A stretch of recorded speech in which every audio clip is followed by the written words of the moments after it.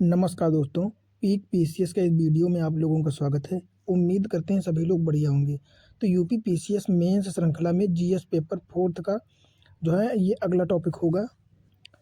जैसा कि इसके पहले जो है हम लोगों ने 2 टॉपिक कंप्लीट कर लिए थे, है ना? अब हम लोग पढ़ेंगे एप्टीट्यूड, है ना? अभिवृत्ति, ये आपका तीसरा टॉपिक होगा। तो डिस्कस करते हैं इसके बारे में क्या-क्या पढ़ेंगे हम लोग। सबसे पहले देखेंगे सिविल सेवा के लिए अभिरुचि तथा बुनियादी मूल्य, सत्यनिष्ठा जैसे भेदभाव रहित तथा गैर तरफदारी, निष्पक्षता, सार्वजनिक सेवा के प्रति समर्पण भाव, कमजोर वर्गों के प्रति सहानुभूति, सहिष्णुता तथा संवेदना। ये जो सिविल सेवा की अभिवृत्ति और उससे संबंधित अन्य जो मूल्य हैं सिविल सेवा के लिए इम्पोर्टेंस, है ना? सिविल सेवा के लिए और सिविल सेवकों के लिए, तो उनको हम लोग पढ़ेंगे, उनके बारे में जानेंगे जो है विस्तार से। तो देख लेते हैं क्या है अपना अभिरुचि, एप्टीट्यूड, है ना? बात करें तो अभिरुचि का संबंध व्यक्ति की जो योग्यता व निपुणता होती है, दक्षता, उससे होता है ना? यह व्यक्ति की शारीरिक व मानसिक क्षमता का मापन है, जिसे उचित कौशल व प्रशिक्षण द्वारा बढ़ाया जा सकता है। जैसे सिविल सेवा में प्रशिक्षण कार्यक्रम के माध्यम से सिविल सेवकों की जो है अभिरुचि में वृद्धि की जा सकती है। तो अभिरुचि क्या होती है? अभिरुचि एक व्यक्ति की जो है योग्यता या दक्षता होती है कि वो किस कार्य के लिए कितना उसमें इंटरेस्टेड है और उसकी जो है निपुणता कितनी है, वो कितना एक्सपीरियंस्ड है उस क्षेत्र में, है ना? इसको अभिरुचि कहते हैं। बात करें अभिरुचि की विशेषताएं कौन कौन सी होती हैं, तो मानसिक क्षमता व निर्णय निर्माण, है ना? ये इसकी विशेषता होती है कि जहाँ पर मानसिक क्षमता का प्रयोग या निर्णय निर्माण बनाना होता है ना? जहाँ पे निर्णय लेना होता है, तो वहाँ पे ये महत्वपूर्ण भूमिका निभाती है। अगला हो जाएगा ज्ञान, कौशल व प्रशिक्षण से अभिरुचि में वृद्धि होती है ना?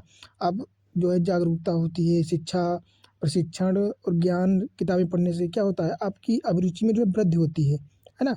निर्णय निर्माण प्रक्रिया में और ज़्यादा मजबूती आती है ना? आपकी समझने की क्षमता बढ़ जाती है, आपको लोगों में अंतर करना पता हो जाता है कि जो है किस प्रकार के निर्णय जो है नैतिक होंगे, किस प्रकार के निर्णय अनैतिक होंगे, है ना? या किसी के साथ पक्षपात तो नहीं हो रहा है, इन चीज़ों में आपकी जो जानकारी बढ़ती जाएगी। दूसरा होता है अभिरुचि बौद्धिक क्षमता है ना? अभिरुचि जो होती है ये आपकी बौद्धिक क्षमता आईक्यू लेवल पर डिपेंड करती है ना? अगला बात करें परिस्थिति व समय अनुसार बदलाव भी संभव है ना? तो अभिरुचियों में जो है परिस्थिति व समय के अनुसार बदलाव भी संभव है। बात करें परिस्थिति या समय के अनुसार बदलाव की, तो मान लो अभी आप सहारा क्षेत्र में रहते हो या अफ्रीका क्षेत्र में रहते हो, तो वहाँ पे बहुत ज़्यादा धूप है, बहुत ज़्यादा गर्मी है, तो वहाँ की एक्टिविटीज़ जो होंगी आपकी वहाँ उस स्थिति या उस समय के अनुसार होंगी। पर अगर आप ध्रुवीय क्षेत्रों में जाते हो या यूरोपीय क्षेत्रों में रहते हो जाते हो, तो वहाँ पे आपके जो गतिविधियाँ हैं या जो सारी चीज़ें हैं आपकी, सारा माहौल है ना, सारा एनवायरनमेंट चेंज हो जाएगा, तो वहाँ पे आपको उस हिसाब से काम करना होगा। तो ये सारी चीज़ें हैं कि बदलती रहती हैं चीज़ें, है ना? मान लो अभी अफ्रीका क्षेत्र में हो तो आपको वहाँ पे क्या है, वहाँ पे आपकी जो है अभिरुचि या कुछ भी मान सकते हैं, तो आप कोल्ड ड्रिंक पीते हो, ठंडी चीज़ें पीते हो, ठंडा पानी पीते हो। पर उसी की अपेक्षा अगर आप यूरोप ध्रुवीय क्षेत्रों में पहुँच जाओगे, यूरोप हो गया, है ना? रसिया हो गया, नॉर्थ अमेरिका हो गया, ग्रीनलैंड हो गया, तो ऐसे क्षेत्रों में आपको जैसे दारू टाइप में चीज़ें पी जाती हैं, पेय के पदार्थ में चाय हो गया, कॉफ़ी हो गया, इनका चलन ज़्यादा है ना? तो समय और परिस्थिति के अनुसार चीज़ें बदल जाती हैं। क्या बदल जाती हैं? अभिरुचियाँ।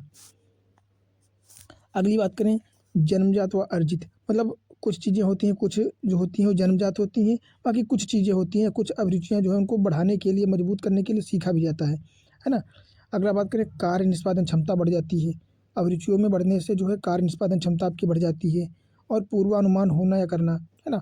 इनके होने से आपको जो है पूर्वानुमान लगाना आसान हो जाता है, किसी चीज़ को प्रेडिक्ट करना आसान हो जाता है ना? तो ये सारी चीज़ें होती हैं। अगला बात करें अभिवृत्ति और अभिरुचि में अंतर क्या है?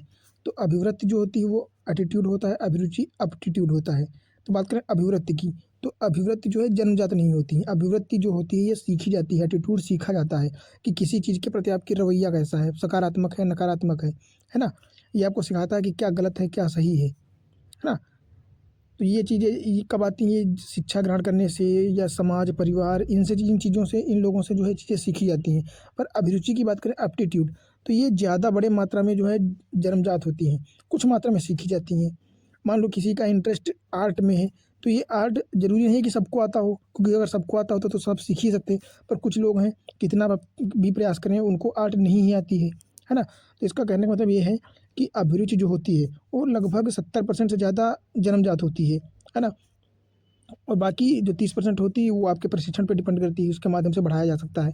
पर मोस्टली जो है ये जन्मजात ही होती है। जैसे किसी का क्रिकेट में जो है इंटरेस्ट ज़्यादा है, किसी का मैथमेटिक्स बढ़िया होता है, तो ये नहीं है कि वो मैथमेटिक्स पढ़ रहा है। कभी-कभी कुछ लोग होते हैं बहुत पढ़ते हैं मैथमेटिक्स फिर भी उनको अच्छा नहीं आता है, क्योंकि कुछ जो है कैलकुलेशन चीज़ें वाली चीज़ें होती हैं, जन्मजात भी होती हैं बहुत सारी, है ना? तो ये होता है। अगला अंतर बात करें तो पूर्व आकलन संभव नहीं है। अभिवृत्ति का जो है एटीट्यूड का पूर्व आकलन संभव नहीं है किसी प्रकार से, पर अभिरुचि में पूर्व आकलन संभव है। फिर बात करें अभिवृत्ति की, तो ये जटिल होती है और ये सोच जटिल व सोच होती है ना?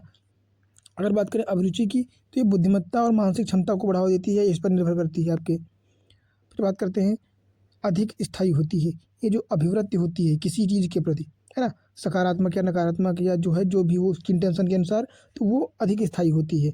पर अगर बात करें अभिरुचि की, तो ये चेंज हो जाती है, बदलाव इसमें संभव है ना? उतना प्रयास नहीं करना पड़ेगा जितना कि अभिवृत्ति के लिए करना पड़ेगा।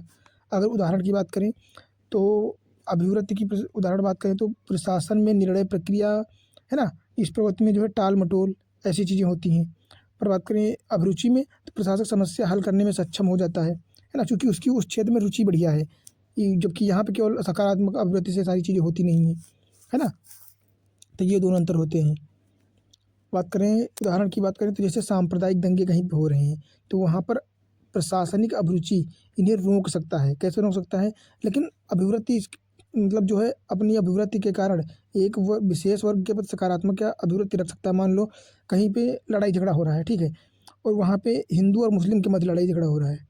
तो अगर आप सिविल सर्वेंट हो और आपका जो है अभिवृत्ति आपकी, है ना, एटीट्यूड हिंदुओं की तरफ ज़्यादा है, तो वहाँ पे ये चीज़ ज़्यादा रहती है कि आपका निर्णय हो सकता है हिंदुओं के पक्ष में जाए, क्योंकि आपका एटीट्यूड भी उन्हीं के क्षेत्र में है। मुस्लिम लोगों के प्रति आपका नकारात्मक रवैया है, तो हो सकता है आप उनके खिलाफ निर्णय दे दो। तो इसलिए यहाँ पे कहा गया है कि जो है निर्णय अच्छे न्याय निर्णय के लिए अभिरुचि ज़्यादा जो है वैल्यू प्रायोरिटी प्रदान करती है, ना कि अभिवृत्ति। क्योंकि ये टाल-मटोल कर सकती है या जो है निर्णयों को परिवर्तित कर सकती है। पर अगर बात करें सही निर्णय कौन देगा, तो ये अभिरुचि देगी, है ना? अब बात करते हैं सिविल सेवा के लिए बुनियादी मूल्य कौन-कौन से हैं, है ना? कौन-कौन सी चीज़ें हैं जो सिविल सेवा में होनी चाहिए सिविल सेवकों में। तो पहला हो जाएगा संघर्षशील। क्या हो जाएगा? संघर्षशील, सेवा भाव, है ना? Service of spirit. फिर हो जाएगा अच्छा श्रोता होना चाहिए उस व्यक्ति को, नेतृत्व क्षमता व टीम भावना होनी चाहिए, है ना? आलोचनात्मक ग्रहण शक्ति व सहनशीलता। आलोचनात्मक ग्रहण मतलब अगर आप कोई काम गलत करते हो या आलोचनात्मक कार्य है, तो आपके अंदर उतनी कैपेसिटी होनी चाहिए कि अपनी आलोचना खुद सुन सको, सह सको, है ना? संसाधनों का दक्ष उपयोग करना आना चाहिए। ऐसा नहीं है कि जहाँ पे 10 लीटर पानी की आवश्यकता है वहाँ पे 15 खत्म कर दे, है ना? तो संसाधनों का उचित उपयोग करना आना चाहिए। सार्वजनिक हितों को वरीयता देना आना चाहिए, है ना? व्यक्तिगत हितों की अपेक्षा। उत्तरदायित्व रिस्पॉन्सिबिलिटी होनी चाहिए, जवाबदेही नहीं होनी चाहिए, लोक संबंध बनाने में आने चाहिए, है ना? तो ये सारी क्या विशेषताएँ होती हैं, बुनियादी मूल्य होते हैं कि ये मूल्य तो होने ही चाहिए एक सिविल सेवक में। अब बात करेंगे हम एक-एक मूल्य की बात करेंगे। तो सबसे पहले देखेंगे इंटीग्रिटी, है ना? सत्यनिष्ठा क्या होती है? तो सत्यनिष्ठा की बात करें तो सत्यनिष्ठा का संबंध उच्च नैतिक सिद्धांतों से है। कौन-कौन से उच्च नैतिक सिद्धांत हैं? एक तो सद्गुण होना चाहिए उस व्यक्ति में, सच्चाई, ईमानदारी और कर्तव्यनिष्ठता। इन चारों जो है मूल्यों का समावेशन ही सत्यनिष्ठा कहलाता है। बात करें तो अपने जीवन में उच्च नैतिक आदर्शों व ईमानदारी का पालन करना ही सत्यनिष्ठा है। क्या है? अपने जीवन में उच्च नैतिक आदर्शों व ईमानदारी का पालन करना ही सत्यनिष्ठा है। बात करें जब आपको कोई ना देख रहा हो, है ना? सत्यनिष्ठा का मतलब ये है कि मान लो आप सड़क पे जा रहे हो, ठीक है? और किसी के मान लो 1 लाख रुपए गिर गए, ठीक है? और आपको कोई देख भी नहीं रहा है और आपको कोई देख नहीं रहा है चूँकि, तो आपके पास 2 ऑप्शन होते हैं कि आप या तो उनको अपने पास रख लो या फिर उसको वापस कर दो, है ना? तो जब कोई आपको देख नहीं रहा है, फिर भी आप ईमानदारी और सत्यनिष्ठा अपनी बनाए रखते हो और वो पैसे उस आदमी को दे देते हो जाके, या वो सामान जिसकी है उसको पहुँचा देते हो, तो इसको कहते हैं सत्यनिष्ठा। भले कोई ना देख रहा हो कि आप ईमानदार हो, पर आप अपनी तरफ से ईमानदार हो, अपने सैटिस्फैक्शन के लिए, है ना? तो उसको कहते हैं सत्यनिष्ठा। तो जब आपको कोई ना देख रहा हो, उस समय सही सोच व ईमानदारी के काम करना ही क्या कहलाता है? सत्यनिष्ठा कहलाता है। उदाहरण की बात करें तो ये व्यक्तिगत और सामाजिक दोनों जीवन में जो है इसका बहुत बड़ा महत्व रहता है सत्यनिष्ठा का। जैसे मिजोरम का जनजातीय समुदाय है एक, जहाँ पर दुकानों पर दुकानदार नहीं बैठते हैं। मतलब मिज़ोरम में एक जो है रोड, जैसे सब्जी फल यहाँ पे बाज़ार लगते हैं, तो वहाँ पे दुकान रोड के किनारे जो है सामान रख देते हैं लोग और डब्बा रख देते हैं, है ना? कि जिसको जो सामान लेना है अपने हिसाब से, मतलब वहाँ पे मानक लिख दिए जाते हैं कि इतने रुपए में इतनी सामान, ये इतने में इतने ही सामान। बाकी वहाँ पे इतनी ईमानदारी है मिज़ोरम में उन जनजाति समुदायों में कि वहाँ पे सामान रख के सुबह चले जाते हैं सब लोग, और शाम को जाते हैं, अपना जो सामान बिकता है वो बिक जाता है, बाकी लोग पैसे उसमें डाल के सामान उठा लेते हैं। तो वहाँ पे चोरी या जो है वो चीज़ें नहीं होती हैं कि उठा ले जाओ पैसे ना डालो, ये सारी चीज़ें।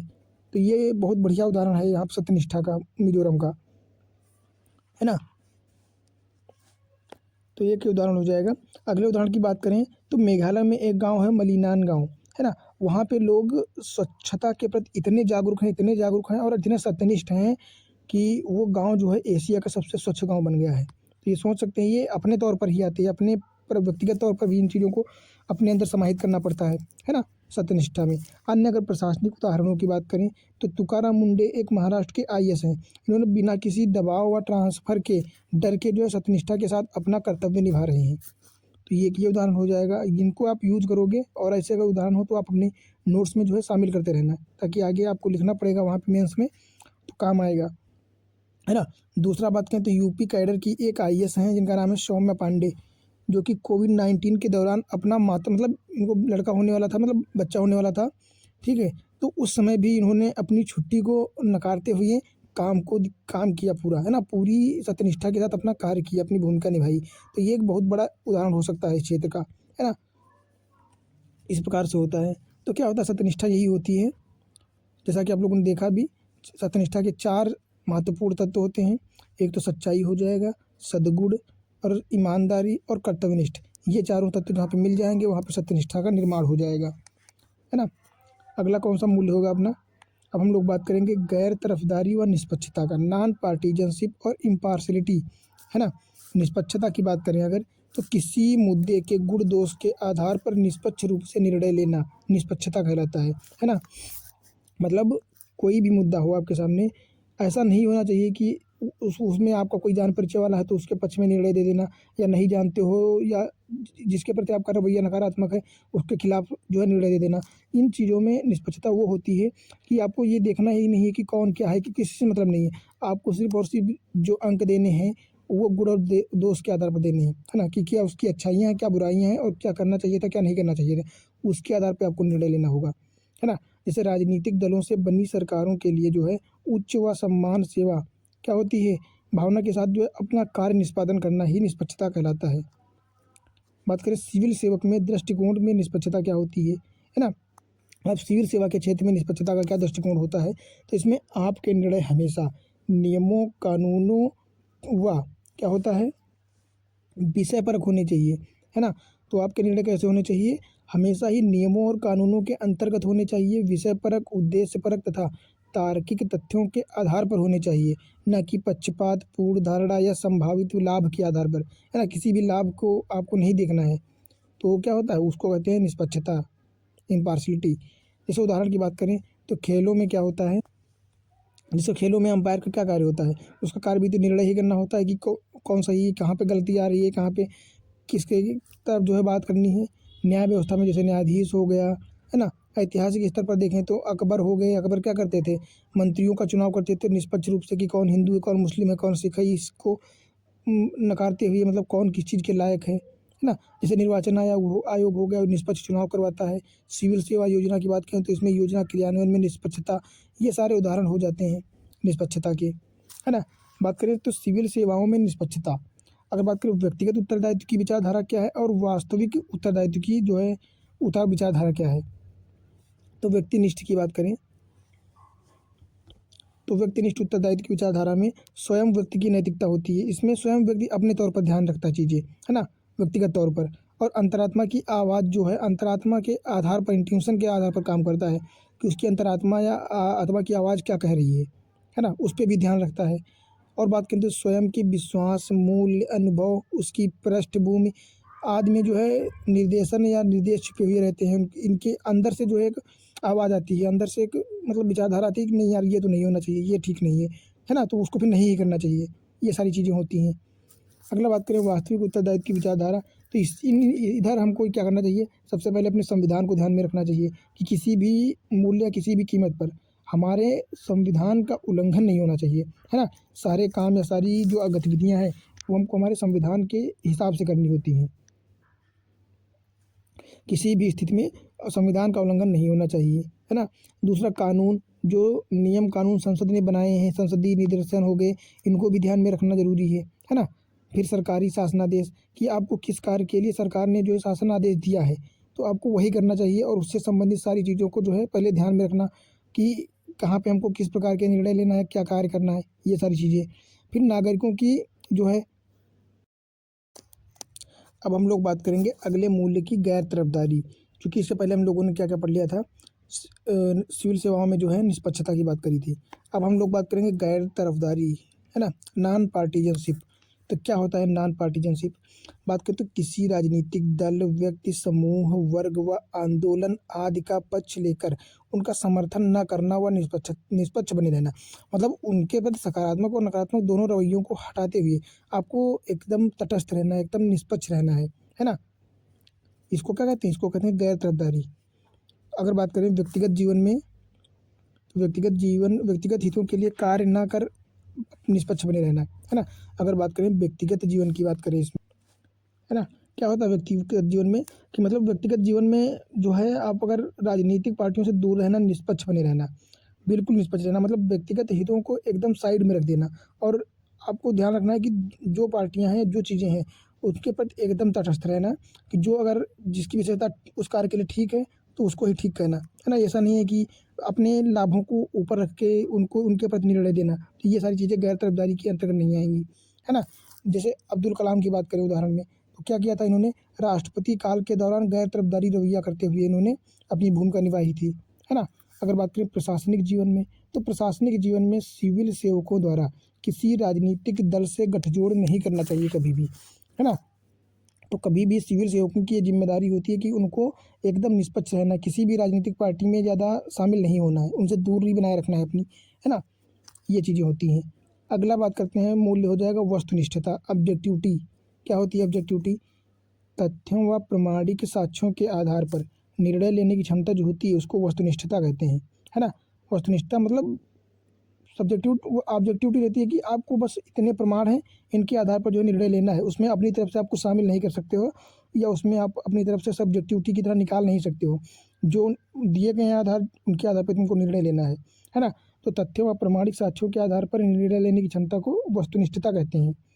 बात करें मामले में गुण दोष के आधार पर निर्णय लेना, ना कि व्यक्तिगत पूर्वाग्रह, भावना या आदेश से भसीभूत होकर, है ना। आपको उसके गुण और दोषों के आधार पर ही निर्णय लेना होता है।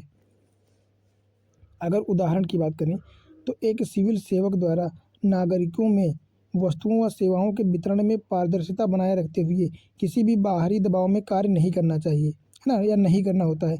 मान लो कोई योजना चलानी है आपको, या किसी क्षेत्र के लिए जो है कोई योजना चलाई गई है, तो उसमें आपको बिल्कुल पारदर्शिता के साथ कार्य करना है, और जिसके लिए जो योजना जिसके लायक है उसको वो पहुँचाना ही ज़रूरी है। यही होता है कि आपको कार्य करना वस्तुनिष्ठता होती है ना। कि ऐसा नहीं है कि जो आपके जान परिचय वाला है उसको सेवाएं पहले पहुंचा दो, या उसको सेवाएं ज़्यादा दे दो। तो ये सारी चीज़ें क्या हो जाती हैं, ये वस्तुनिष्ठता की उल्लंघन करेंगी। दूसरा बात करें तो सेना में महिला को स्थायी कमीशन प्रदान करना, जो कि पूर्वाग्रह पर आधारित ना होकर योग्यता पर आधारित था। क्योंकि महिलाएं भी, उनके भी अधिकार हैं, उनको भी जानने का मन होता है ना उसमें। तो अभी तक जो था वो नहीं था, सेना में स्थायी कमीशन के लिए महिलाओं को नहीं चुना जाता था, जो कि एक पूर्वाग्रह पर आधारित था कि महिलाएं इस कार्य के लिए ठीक नहीं है, उनका डिसीजन मेकिंग कैपेसिटी अच्छी नहीं है ना, या वो हल्के मन की होती हैं, सॉफ्ट होती हैं। तो ऐसा नहीं है। तो अब क्या किया गया, अब उस पूर्वाग्रह को ख़त्म करते हुए सेना में स्थायी कमीशन पर महिलाओं को नियुक्त करने की जो है बात करी गई है। तो ये एक अच्छा उदाहरण हो सकता है इस क्षेत्र में। अगला बात करें सार्वजनिक सेवा के प्रति समर्पण भाव। क्या हो जाएगा? सार्वजनिक सेवा के प्रति समर्पण भाव। बात करें, समर्पण व्यक्ति का वह गुण है जिससे व्यक्ति अहम के भाव से परे दूसरे के दुखों के प्रति स्वयं के एहसास उत्पन्न करता है। अर्थात दूसरों के प्रति संवेदना का भाव ही समर्पण का उत्पन्न करता है ना। क्या हो जाएगा? दूसरों के प्रति संवेदना का भाव ही समर्पण को उत्पन्न करता है। तो दूसरों के साथ जो है लॉयल रहना, अच्छे से व्यवहार करना, है ना, दूसरों के दुख सुख में उसका साथ देना, क्या होता है, यही तो सार्वजनिक सेवा में समर्पण का भाव होता है। करुणा का एक पूरक हो जाता है ये। अब अगला बात करें, सिविल सेवा के प्रति समर्पण भाव के आवश्यक अंग क्या हैं, है ना। सिविल सेवा में जो है समर्पण भाव जो होता है, तो उसके कौन कौन से आवश्यक अंग हैं, कौन कौन से घटक हैं। तो बात करें, सबसे पहला हो जाएगा प्रतिबद्धता। क्या हो जाएगा? प्रतिबद्धता। प्रतिबद्धता के साथ से तात्पर्य ये है कि संविधान, नियम, कानून के प्रति प्रतिबद्धता। मतलब आपको संविधान, नियम और कानून जो बनाए गए हैं जिसके लिए, तो उनको आपको बिल्कुल ध्यान में रखना है पूरी तरह, उनसे कभी भी आपको भटकना नहीं है ना। आपकी सेवा प्रदान करने के क्षेत्र में ऐसा नहीं है कि आप सेवा में इतने लीन हो जाओगी, संविधान, नियम, कानून जो बनाए गए उनको ही भूल जाओ। तो आपको ऐसा नहीं करना, उनको ध्यान में रखते हुए जो है अपनी प्रतिबद्धता भी बनाए रखना है। और समर्पण की बात करें, मतलब 24 घंटे आपको उस सेवा में अपने देने हैं, 24/7 सेवा प्रदान करना किसी भी समय, है ना। दूसरा हो जाता है साहसपूर्ण दृढ़ता। साहसपूर्ण दृढ़ता मतलब अगर कोई बाहर से दबाव बना रहा है, मान लो कोई एमपी हो गया, एमएलए हो गया, या कोई बड़ा ऑफिसर हो गया, या कोई भी किसी भी प्रकार का हो, तो उस दबाव से बिल्कुल भी भयभीत नहीं होना है ना। अपने दृढ़ संकल्पित रहना, अपने जो निर्णय हैं और अपनी जो संविधान में नियम है या सेवा योजना की जो नियम बताए गए हैं, रूल्स एंड रेगुलेशंस। बात करें, अगला हो जाएगा सेवा भाव। तो लाभ व स्वार्थ से दूर रहना है। ऐसा नहीं है कि किसी की सेवा किसी के नाम कर दो, उससे पैसे ले लो, खा लो, है ना, जिसे घूसखोरी या लालफीताशाही कहते हैं, जेड टेपनेस। तो इन चीज़ों से एकदम आपको दूर रहना है, और आपको अपना अनुशासन बिल्कुल बनाए रखना है। अनुशासन के खिलाफ कभी भी काम नहीं करना है ना। फिर बात करें, भावनात्मक समझ के साथ कार्य करना है ना। तो ऐसा नहीं है कि आप एकदम स्ट्रिक्ट होकर काम करो, आपको थोड़ी बहुत भावनाओं का भी, फीलिंग्स का भी ध्यान रखना होगा, करुणा का भी बनाए रखनी होगी, है ना। लोगों की बातें सुननी होगी, उनसे जानकारी लेनी होगी कि एक्चुअल में वो जो बोल रहे हैं वो सही बोल रहे हैं। कभी कभी थोड़ा बहुत जो है अपने रास्ते से अलग भी हो जाना पड़ता है लोगों की नीड के अनुसार, है ना। वंचित वर्ग के प्रति करुणा और सहानुभूति रखना, है ना, तो ये भी हो सकता है। तो ये सारी जो विशेषताएं या मूल्य होते हैं, ये सिविल सेवा के प्रति समर्पण भाव के आवश्यक अंग हैं। इनके बिना आपका समर्पण भाव जो है किसी काम का नहीं है। बात करें कमजोर वर्गों के प्रति समानुभूति, सहिष्णुता तथा संवेदना के क्या लाभ होते हैं। मतलब जो कमजोर वर्ग होते हैं, निम्न वर्ग, उनके प्रति सहानुभूति, समानुभूति, सहिष्णुता, संवेदना, ये जो मूल्य होते हैं, इनसे क्या लाभ होता है उनको, है ना। तो इसका होता है, एक तो संविधान के लक्ष्यों व आदर्शों की प्राप्ति होती है, क्योंकि डीपीएसपी में सभी जो है बताए गए हैं, सभी कर्तव्य होते हैं कि और उसमें सभी चीज़ों में जो है निम्न वर्गों या कमज़ोर वर्गों के बारे में ही जानकारी दी गई है। फिर वो बुजुर्ग हों या बच्चे हों, या फिर कमज़ोर हों आर्थिक रूप से, या सामाजिक रूप से कमज़ोर हों, विकलांग हों, इनके बारे में ही जो प्रावधान किए गए हैं। तो संविधान में जो प्रावधान किए गए हैं, जो लक्ष्य या उद्देश्य निर्धारित किए गए हैं, उनकी पूर्ति के लिए कमज़ोर वर्गों के लिए ये मूल्य बहुत ही महत्वपूर्ण है ना। तो नंबर 1 तो ये हो जाएगा। अगला, नागरिक उन्मुख प्रशासनिक संस्कृति का विकास होगा। मतलब एक ऐसी संस्कृति का विकास होगा, सेवा प्रदान करने की विशेषता या जो प्रणाली है एक ऐसी प्रकार की हो जाएगी जो नागरिक के उन्मुख होगी, ना कि प्रशासनिक अधिकारियों के उन्मुख, है ना। क्योंकि सेवा नागरिकों को लेनी है या नागरिकों को प्रदान करनी है, तो उनके अनुसार ही तो चीज़ें होनी चाहिए। तो एक तो ये हो जाएगा। दूसरा हो जाएगा प्रशासन व नागरिकों में विश्वास की बहाली, है ना। तो प्रशासन में है जो है नागरिकों में एक दूसरे के प्रति क्या होगा, विश्वास की बहाली होगी। मान लो एक क्षेत्र में एक बहुत ही बढ़िया आईएएस अधिकारी है, इसकी कम्युनिकेशन स्किल एकदम बेटर है, करुणा, सहानुभूति, इस प्रकार के सारे मूल्य हैं। तो क्या होगा कि जो सेवाएं प्रदान करने में नागरिक समाज इनकी मदद करेंगे, इस आईएएस अधिकारी की, या मतलब यहाँ पे कोई भी सिविल सर्वेंट हो सकता है, तो इसकी पूरी सहायता करेंगे, तो है ना।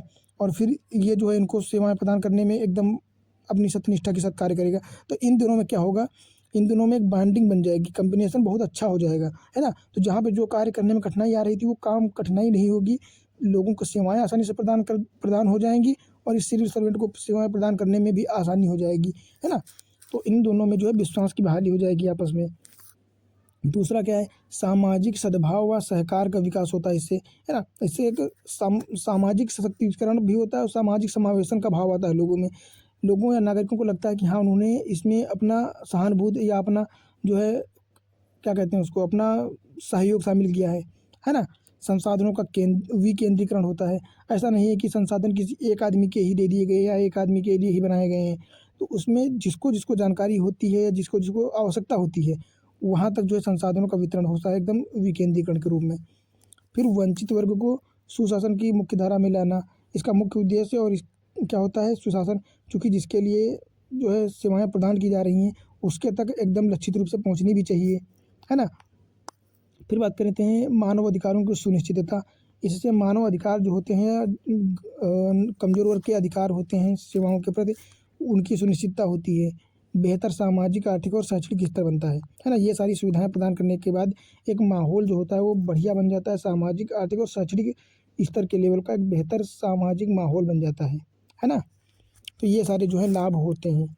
अगर बात करें अगले मूल्य की अपने, तो अगला मूल्य हो जाएगा सिंपैथी, है ना, जिसको हम लोग सहानुभूति कहते हैं, सहानुभूति। बात करें इसमें क्या होता है, तो एक व्यक्ति के द्वारा दूसरे व्यक्ति या समूह के प्रति संवेदना का प्रस्तुतिकरण, इसमें समस्या का निदान संभव नहीं है।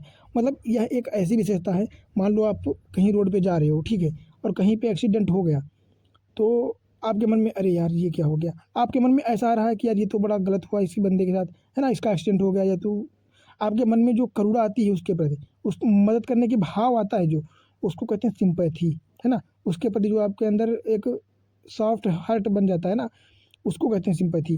पर यहीं पे एक है समानुभूति या परानुभूति, है ना। तो ये इससे बढ़कर एक नेक्स्ट लेवल होता है, सहानुभूति से बढ़कर भी होती है एम्पैथी। इसकी क्या विशेषता होती है कि सहानुभूति से आगे बढ़कर वंचित वर्ग या किसी पीड़ित वर्ग की समस्या को स्वयं के साथ महसूस कर समस्या का निदान निकालना जो है, या निकालने का प्रयास करना क्या होता है, समानुभूति होता है।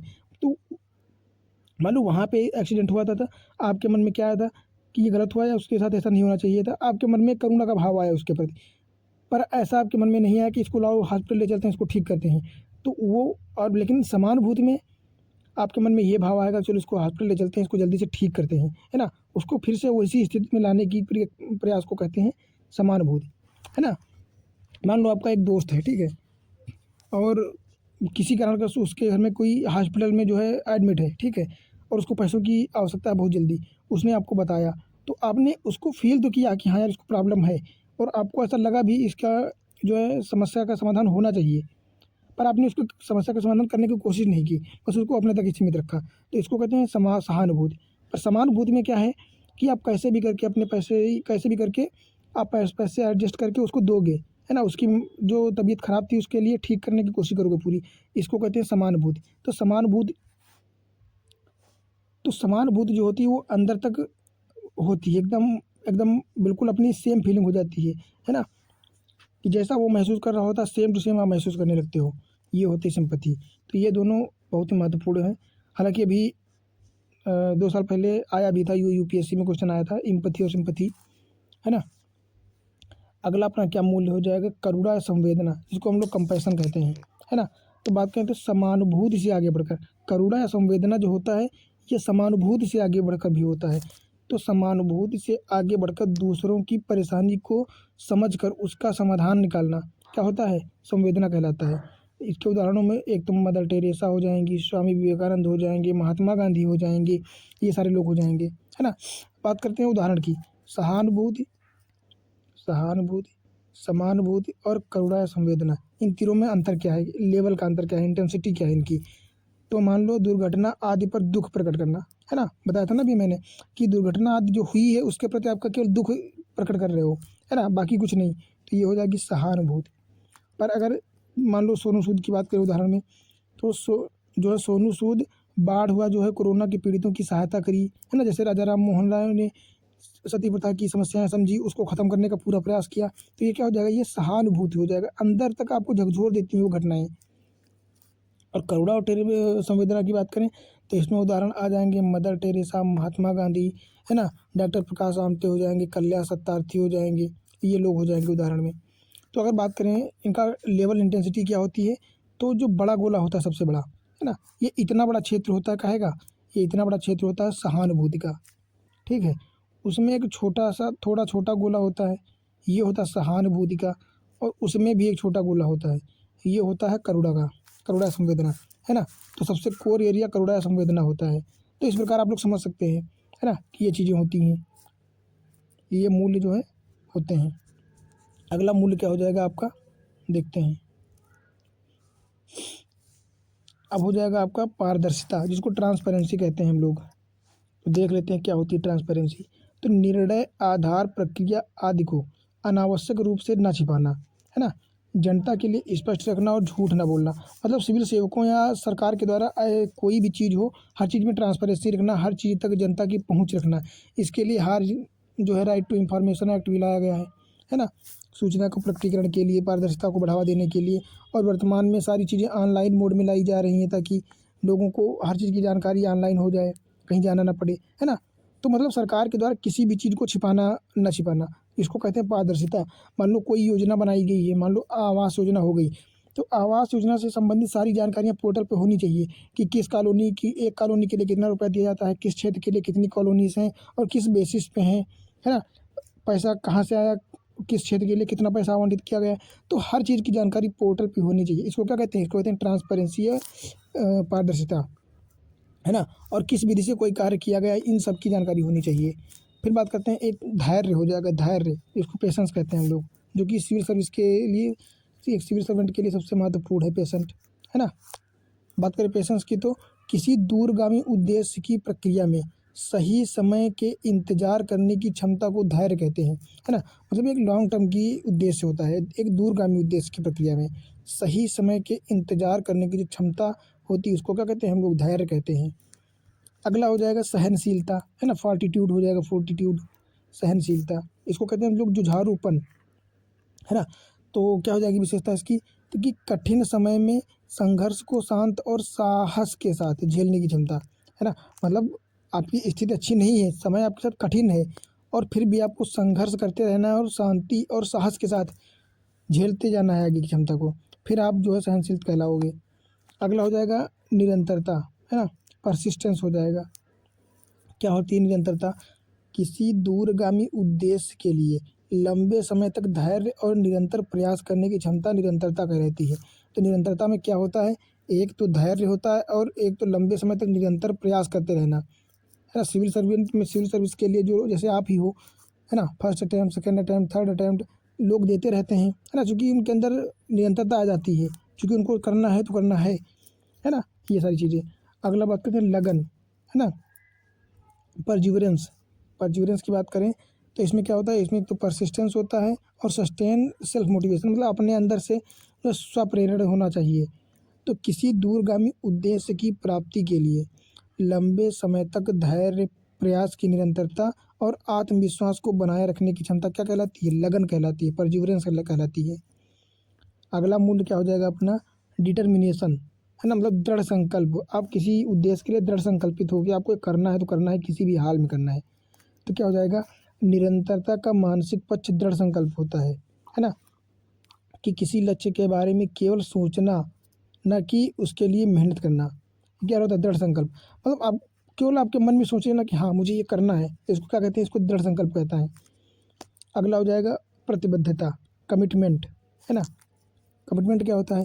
कि किसी व्यक्ति, संस्था, विचारधारा या देश आदि के प्रति यह सकारात्मक भाव कि उसके प्रति निष्ठा व जिम्मेदारी पूरी हो, प्रतिबद्धता कहलाती है। ये हो जाएगा कमिटमेंट आपका। बात करते हैं समर्पण की। तो समर्पण क्या होता है? डेडिकेशन। ये होता है किसी उद्देश्य, संस्था, राष्ट्र आदि के प्रति निष्ठा की तीव्र भावना। वहाँ पे केवल निष्ठा थी, यहाँ पे निष्ठा की तीव्र भावना या जिम्मेदारी की तीव्र भावना को क्या कहते हैं? समर्पण कहते हैं, डेडिकेशन। उसी पे एकदम टिक जाना, अकड़ जाना, है ना, बड़े से बड़ा त्याग करने को तैयार हो जाना किसी एक चीज़ के लिए, तो उसको कहते हैं समर्पण। जैसे प्यार में आप लोग हैं, है ना, कुछ भी कर जाएंगे, तो वही वाली होती डेडिकेशन। फिर बात करते हैं करेज ऑफ कन्विक्शन, है ना, मतलब विश्वास पर टिका हुआ साहस। ये क्या होता है? तो वह साहस जो दृढ़ विश्वास पर टिका हो कि मेरा या मेरी, मतलब जो लक्ष्य है, विचारधारा है, मूल्य है, समझ है, एकदम ठीक है, मतलब अपने आप पर एकदम सेल्फ कॉन्फिडेंट 100% कि हाँ ये बिल्कुल सही है, तो उसको कहते हैं, उसको कहते हैं विश्वास पर टिका हुआ साहस। अगला मूल्य हो जाएगा अनुशासन, डिसिप्लिन, है ना। डिसिप्लिन क्या होता है?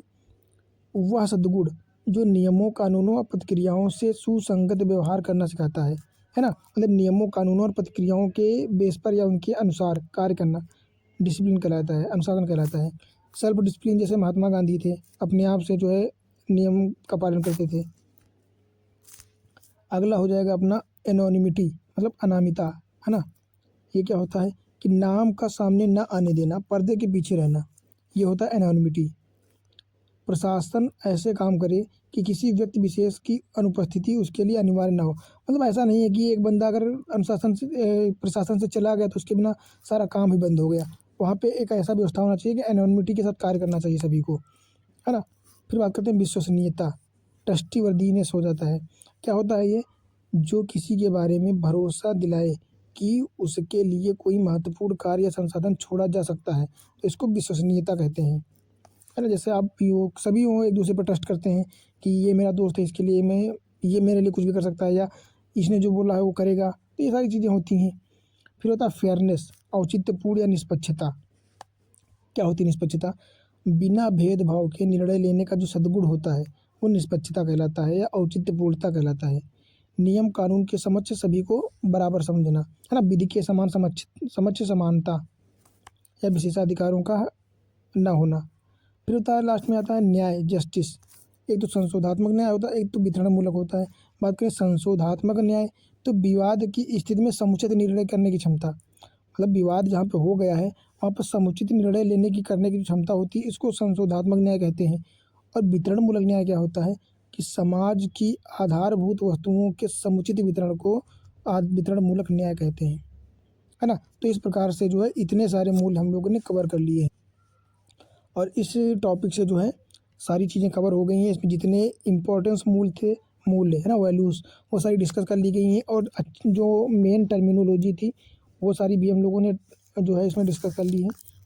बाकी वीडियो आप लोगों को अच्छी लगी हो तो लाइक कर सकते हैं और सब्सक्राइब भी कर सकते हैं, ताकि आने वाली अन्य सीरीज आप लोगों को टाइम टू टाइम मिलती रहे, है ना। और फीडबैक ज़रूर दीजिए आप लोग कमेंट करके, ताकि हम लोगों को पता चल सके कि जो कंटेंट है ये कैसा है, आप लोगों को फ़ायदा दे रहा है या नहीं, है ना। बाकी बस यही कहना चाहते हैं कि अपनी तरफ से नोट्स को एकदम प्रॉपर बनाते रहिए, भले ही इन्हीं को कॉपी करते रहिए, है ना, ताकि पढ़ने में आसानी रहे। और इनको अगर लिख रहे हो तो फिर इसमें आप अपनी तरफ से जो है उदाहरण daily to daily, day to day उदाहरण अगर जो मिलते हैं आपको उनको शामिल करते रहना, है ना, ताकि एक बेटर नोट्स और बन सके। बाकी बस यही, मिलते हैं फिर अगली वीडियो में अगले टॉपिक के साथ। क्या होगा अपना अगला टॉपिक? ये हो जाएगा इमोशनल इंटेलिजेंस, है ना। इसमें हम लोग देखेंगे भावनात्मक समझ, अवधारणाएं तथा प्रशासन और शासन व्यवस्था के उनके उपयोग और जो है प्रयोग, ये सारी चीज़ें देखेंगे। तो यहाँ तक हम लोगों ने जो 3 टॉपिक कंप्लीट कर लिए हैं। बाकी 4th नंबर से हम लोग कल देखेंगे।